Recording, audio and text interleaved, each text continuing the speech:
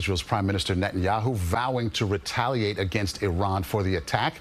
Joining us now is CBS News senior national security correspondent Charlie D'Agata live in Washington. Charlie, we know the United States works so closely with Israel in terms of their defense. What about today? What role did we play, if any? Yeah, Maurice, very close. When we spoke to the Pentagon spokesman just a couple hours ago, they said that this is coordinated in terms of the defense of Israel. When these Iranian missiles came in, they were communicating with one another. We were told as many as 200 ballistic missiles came in. That is the largest escalation that we've seen from Iran, largest in scale and scope, larger than even the April 13th attacks. So the vast majority of those were knocked down by Israeli forces. However, it's worth noting that two U.S. destroyers, the USS Cole and the USS Bulkley, which were in the Mediterranean, they fired about a dozen, is what it was described to me as, a dozen intercept missiles.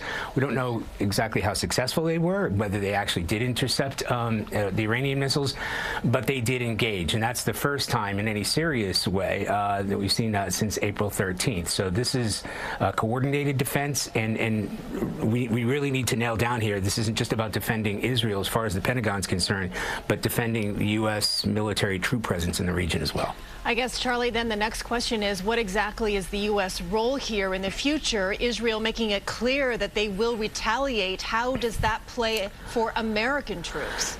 Yeah, well, Christine, so the U.S. military is forward postured, to use their terminology, right? So they get the USS Abraham Lincoln there. It's a carrier strike group, number of destroyers.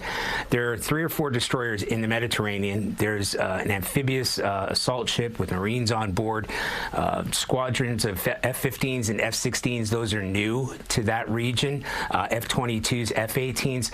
So this is a larger military capacity than they even had during the April 13th attacks, and those will remain in place. I just was told yesterday that Abraham Lincoln carrier strike group has been extended until mid-November, and there is another carrier strike group, the Harry S. Truman, is on the way toward the region, the Mediterranean. So they're fully postured. This is in order to reinforce their own forces there, 40,000 U.S. troops throughout the region, the number of ships, vessels, aircraft, USS Georgia submarine, I almost forgot, that is in the region as well. So it's about as forward postured as this military can be, especially if they bring in that next carrier strike group. And Charlie, this is literally as tense as we've seen it there in the Middle East in a long time. What about U.S. citizens? Is there an effort to get them out of there? Yeah, it really is, Maurice, because after we saw the killing of the Hezbollah leader, Hassan Nasrallah, that cranked things up significantly. Now, it just wasn't Hezbollah firing against Israel, and Israel now including ground incursions into Lebanon itself. Now we see this attack from Iran, and all of this is happening in pretty short time. So to answer your question, yes, the amphibious group that I told you, the USS Wasp, with Marines on board, it's specifically designed to evacuate, for a mass evacuation of civilians.